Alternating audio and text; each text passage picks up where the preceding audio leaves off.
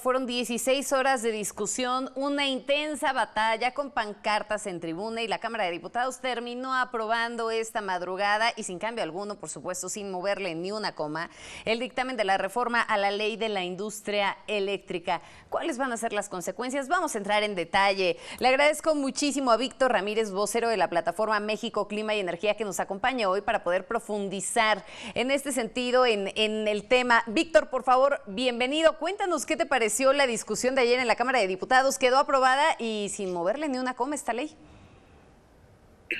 Hola, muy buenas tardes. Saludos al auditorio. Mira, discusiones llamarle mucho. La realidad es que hubo gente que fue a hablar de argumentos. Quienes defendieron la iniciativa en realidad no dieron más argumentos, sino que fue una repetición de todo lo que se había venido diciendo.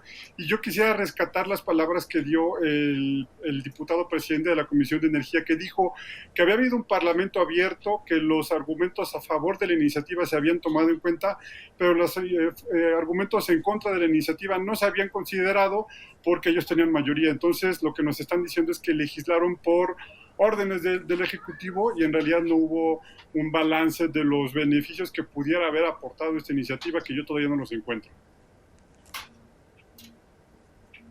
Dime una cosa, ¿cuál va a ser el costo de todo esto? Mira, yo he hecho un cálculo.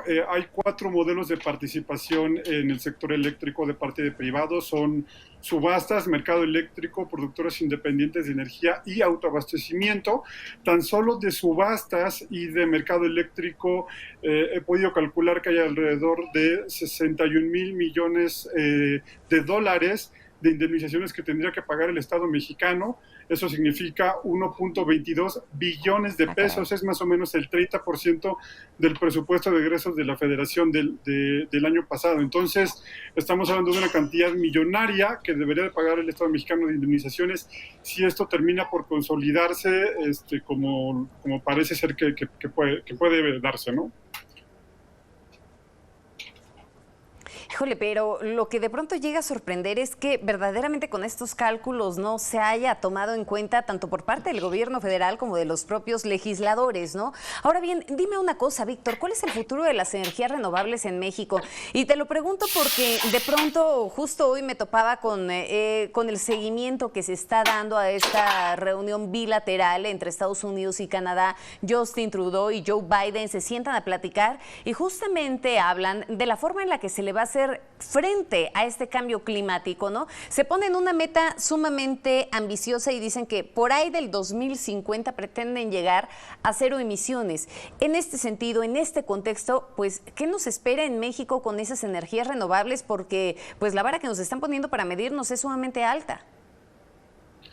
Es sumamente alta y no estás considerando todavía la meta que habló Joe Biden hace unas semanas, que dijo que quería que en 2035 la red eléctrica fuera 0 emisiones. Y esta parte es importantísima mencionarlo. Ahora, ¿qué es lo que está pasando? Los defensores de la iniciativa dicen que con esto se va a apoyar a las energías renovables porque lo primero que se va a despachar es la hidroeléctrica y la geotérmica de CFE. Sumando estas dos tecnologías, no alcanza el 15%, o tal vez en el mejor de los casos alcanzará el 15% de la demanda.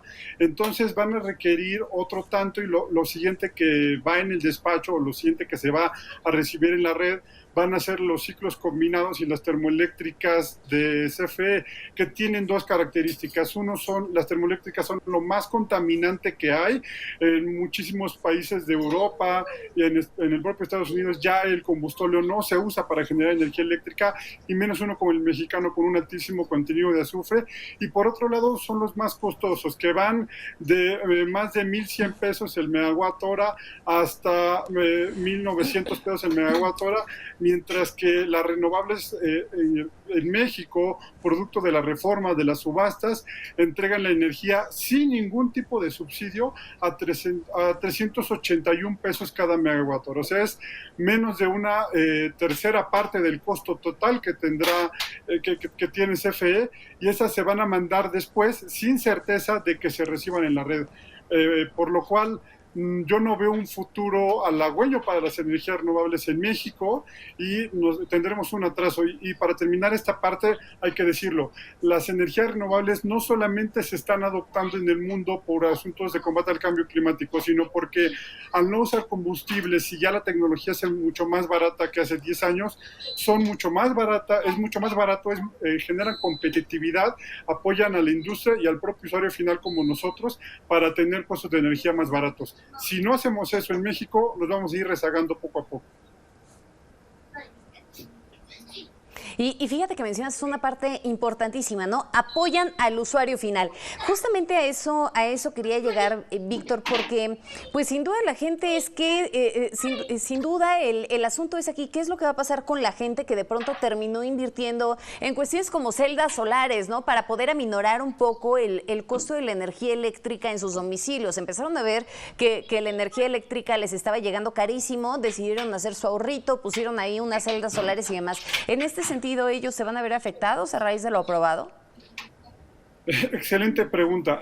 No, hasta ahorita esto que estás preguntando, que se llama generación distribuida, que son paneles solares en pequeña y mediana escala, no son tocados por la ley. Eso sigue, afortunadamente.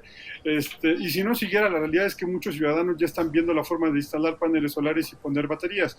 Pero aún así, sí hay que ser muy honestos, esta parte de generación distribuida por el momento no es afectada y yo invito a la gente a toda aquella que pague más de 2,000 pesos en su factura eléctrica, busque a un buen proveedor, un proveedor de calidad, y instale paneles solares en su casa o negocio, ¿no? O sea, eso sí puede llegar a ser una alternativa y nos pases el tip. Ahora dime, ¿qué tan competitivo es México en torno a las energías renovables? Y te lo pregunto porque tengo entendido que la mayor parte de las empresas que operan en el país, pues que ofrecen este tipo de alternativas, sin duda son extranjeras. Y este es justamente uno de los argumentos de los que se ha colgado el gobierno federal, pues diciendo que se ha favorecido a estas empresas, que poco paso se le ha dado a nuestro país y a la Comisión Federal de Electricidad y que ahora le están regresando esa rectoría en la generación de energía. Ok, lo que estás preguntando parte de una falacia y es que la rectoría del Sistema Eléctrico Nacional nunca la ha perdido el Estado mexicano. El Estado mexicano es el operador de transmisión, de distribución, es el operador del SENACE, que es quien administra la red eléctrica, quien la opera, pero además de eso hay que decir que la reforma como está todavía, o más bien la iniciativa original, la ley como está en este momento, a quien pone en el centro de la atención es al ciudadano y busca que de donde venga la energía tengamos la energía más barata disponible. Y hay que decirlo, hasta CFE ganó contratos en estas subastas que permitieron agregar energía más barata. También hay empresas mexicanas, pero yo te hago una pregunta a ti como usuario de energía eléctrica. ¿A ti te interesaría o te molestaría si fuera energía generada por una empresa mexicana o extranjera que además da trabajos en México? ¿Te molestaría que fuera ella y no CFE si te cuesta una tercera parte o una cuarta parte del costo que tiene actualmente la energía eléctrica para ti? Creo que los mexicanos queremos energía más barata y más limpia independientemente de donde venga. E insisto, claro, si son empresas extranjeras, vienen, se establecen acá y generan empleos en México. Entonces, me parece un asunto de xenofobia hablar de que son empresas extranjeras y por eso hay que atacarlas, ¿no? Sí, por supuesto, y que justo ese pues es una parte de los argumentos, ¿no? Ahora bien, a propósito de toda esta situación que se generó en días pasados con lo del desabasto de gas natural y demás por las condiciones climatológicas que se estaban viviendo en Texas, pues ahí surgió una declaración que generó muchísima controversia, ¿no? Nicolás Maduro le pidió a los integrantes de la Comisión Presidencial iniciar con algunas conversaciones con nuestro país para poder convertir a Venezuela en el suministrador seguro de gas. ¿Qué lectura le das a todo esto? ¿Sería viable el hecho de que Venezuela de pronto nos estuviera vendiendo gas natural? Técnicamente no hay posibilidades, eso fue un buen chiste de Nicolás Maduro. La realidad es que Venezuela no tiene equipo o no tiene ninguna instalación para exportarlo a México vía buques y no tenemos ningún gasoducto que nos traiga el gas de Venezuela para acá. Entonces, yo creo que fue en realidad una bravuconada, un buen chiste, pero no hay posibilidades en el corto ni en el mediano plazo de que podamos tener gas venezolano. Eso sí fue un bastante buen chiste. Hay que decirlo, México, porque incluso este mismo gobierno, ya no digamos el anterior, este mismo gobierno apostó por el gas tejano porque el gas tejano es muy, muy barato, es el más barato del mundo. Y de hecho este gobierno suspendió acciones que se buscaban hacer desde el sexenio pasado para disminuir los riesgos o la dependencia de gas tejano, y pues este gobierno los canceló, ¿no? No, bueno, y además terminaron optando nuevamente por el gas LP, ¿no? Que justamente ahí también fue muy criticable el hecho, salimos del bache en su momento, pero pues el asunto es que ya pretenden quedarse de esa forma. Ahora bien, esta semana la Organización de las Naciones Unidas pues daba a conocer que Brasil, Colombia y también Panamá son los países campeones en materia de avances destacados en esta transición hacia las energías renovables. Con estos datos, ¿en qué lugar nos estaríamos ubicando y qué es lo que están haciendo bien ellos que tendríamos que estar adoptando como ejemplo? Me haces la pregunta del $1.000.000. ¿Qué sucedió con el caso de Colombia? Y quiero ser muy claro con el caso de Colombia porque yo creo que es el campeón de los tres que hablaste, aunque los otros también están haciendo muy bien las cosas. Colombia adoptó justamente las subastas de energía eléctrica de largo plazo que México está en los hechos cancelando con esta iniciativa que mandó el presidente. Entonces, México lo que hacía era, decía, para vender la energía al ciudadano, voy al mercado, subasto contratos por 15 o 20 años, dependiendo del producto, con empresas, y la empresa que más barato me dé la energía es a quien le voy a comprar energía por esos 15 años. ¿Qué es lo que sucedió? Que rompimos 2 veces el récord de energía eléctrica más bajo del mundo y logramos instalar casi el 10%, en 3 años el 10% de la capacidad instalada que tenemos, pero con solar y eólica. ¿Qué está haciendo ahorita Colombia? Usando exactamente el mismo modelo que estaba usando México y que esta iniciativa del presidente pretende cancelar, y ahora ellos no están subastando del 10% de su capacidad instalada en 3 años, sino el 30% en un solo año. Eso va a acelerar brutalmente la transición energética en Colombia, y no solamente acelerar la transición, sino bajar los costos de la energía en forma real, como México lo venía haciendo hasta que se cancelaron las subastas en 2019. Oye, qué buen dato nos acabas de pasar, porque entonces, pues definitivamente ahí está el argumento perfecto para poder demostrar por qué lo que se aprobó, pues finalmente está avanzando por el camino equivocado, ¿no? ¿Cómo podemos entender con todo esto que nos comentas la política energética por la que hoy está optando nuestro país? Estamos viendo que de pronto se le invierte más a la Comisión Federal de Electricidad, pensando que el camino pues es regresar un poco, retroceder en esta energía a través del combustóleo. Vemos también cómo se le mete más dinero a Pemex. Pues, ¿hacia dónde vamos? Ok, déjame decir primero que este año, un gobierno que quisiera una CFE sana lo que haría es invertir más, y al contrario, este año se disminuyó el presupuesto de Comisión Federal de Electricidad. Ese es el primer punto. El segundo punto es que todo ronda alrededor de refinación y de petróleo. ¿Para qué es esta ley y por qué algunos de los que estudiamos el sistema eléctrico le llamamos la ley combustóleo? La idea del presidente es que para tener un mejor país tenemos que refinar más. El problema es que mientras más refines, más tienes de este residuo sucio que se llama combustóleo y que no tienes qué hacer con él. Entonces lo que están haciendo con él es mandarlo a termoeléctricas, pero como te decía hace un rato, las termoeléctricas llegan a costos de 1.600, 1.900 pesos por megawatt hora. Entonces, como son las más, no pueden despachar su energía eléctrica a la red. ¿Qué es lo que hacen?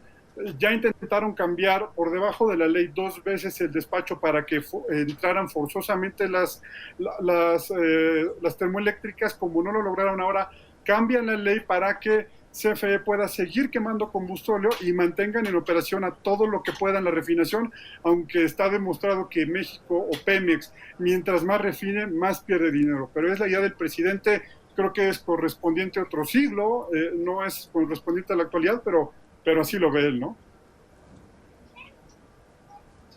Híjole, entonces la idea realmente detrás de esta aprobación pues es acabarse todo el combustorio que tiene ahí almacenado el propio Pemex, ¿no? En fin, qué difícil situación y sin duda el panorama es sumamente complejo para lo que se viene. Ya veremos qué es lo que termina pasando en la Cámara de Senadores y finalmente el papel que va a desempeñar la Suprema Corte de Justicia, si verdaderamente va a batear del otro lado, ¿no? Como lo hizo con estas modificaciones que pretendía la Secretaría de Energía. Muchísimas gracias, Víctor. Muchísimas gracias, que tengan buena tarde y buen día al auditorio.